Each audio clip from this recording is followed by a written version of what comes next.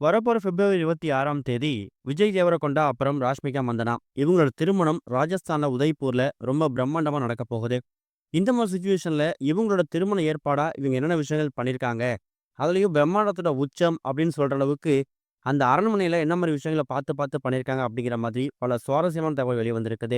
Real லைஃப்ல கப்பலா இருந்து வந்துட்டு இருந்த விஜய் தேவரகொண்டா அப்புறம் ராஷ்மிகா இவங்க ரெண்டு பேருமே இப்ப ரியல் லைஃப்ல ஒன்னு சேர போறாங்க.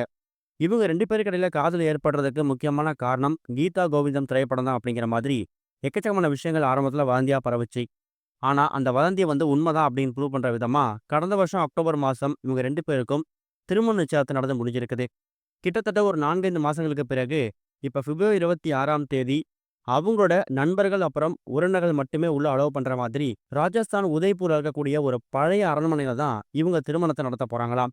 அந்த அரண்மனை பழைய அரண்மனையா இருந்தாலும், அது எக்கச்சக்கமான பிரசித்தி பெற்ற ஃபேமஸான ரொம்ப ஒரு ஃபெமிலியரான அரண்மனை அப்படிங்கிற மாதிரியும், அங்க முக்கியமான பிரபலங்களுக்கு மட்டும் தான் திருமணம் நடத்துறதுக்கோ, மத்த ஃபங்ஷன் நடத்துறதுக்கோ அனுமதி கொடுக்கப்படுமாம்.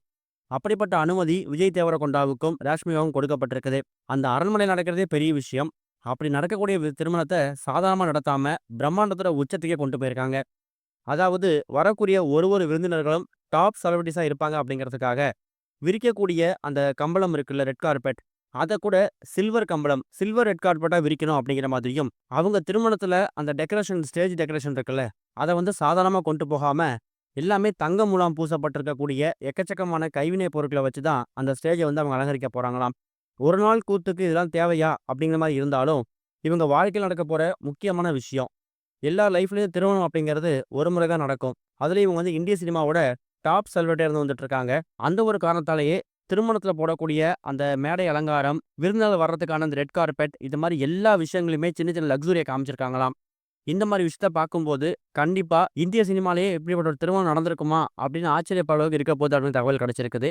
நீங்க எந்த அளவுக்கு வெயிட் பண்றீங்க அப்படிங்கிறத கமெண்ட்ல மென்ஷன் பண்ணுங்க.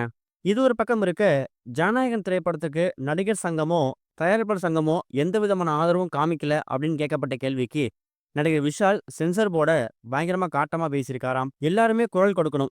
கோர்ட் இருக்கும்போது நாங்க எப்படி தலையிட முடியும்? கேவிஎன் தயாரிப்பு நிறுவனம் பத்தி எங்களுக்கு தெரியாது. அவங்க தயாரிப்பாளர் சங்கத்துக்கு வந்திருந்தா ஏதாவது செஞ்சிருக்கலாம்னு விஷால் சொல்லியிருக்காரு. விஜய உங்களுக்கு நல்லா தெரியுமே. அவர்கிட்ட பேசிருக்கலாமே அப்படின்னு கேட்டதுக்கு, சென்சார் போர்டுல 5 பேர் உட்கார்ந்துகிட்டு 8,00,00,000 மக்கள் என்ன பார்க்கணும், என்ன பார்க்கக்கூடாது அப்படின்னு முடிவு பண்றாங்க. அதுல எனக்கு உடன்பாடு இல்ல. ஆனா, அதுதான் விதி. வேற என்ன பண்ண முடியும்? அப்படி மாரி தெரிவிச்சிருக்காரு. இவர் சொல்றத வச்சு பார்க்கும்போது, ஒருவேளை கேவிஎன் தயாரிப்பு நிறுவனம், ஒருவேளை தயாரிப்பாளர் சங்கத்த அணுகியிருந்தாங்கன்னா, இந்த பிரச்சனை சுமூகமா முடிஞ்சிருக்குமா? அப்படிங்கிற மாதிரி இப்ப விஜய் ரசிகர்கள் கேள்வி எழுப்ப ஆரம்பிச்சிருக்காங்க. எது எப்படி இருந்தாலும் திரைப்படம் எலக்ஷனுக்கு பிறகு தான் வரும் அப்படிங்கிறது ஆல்மோஸ்ட் கன்ஃபார்ம் ஆயிருக்கு.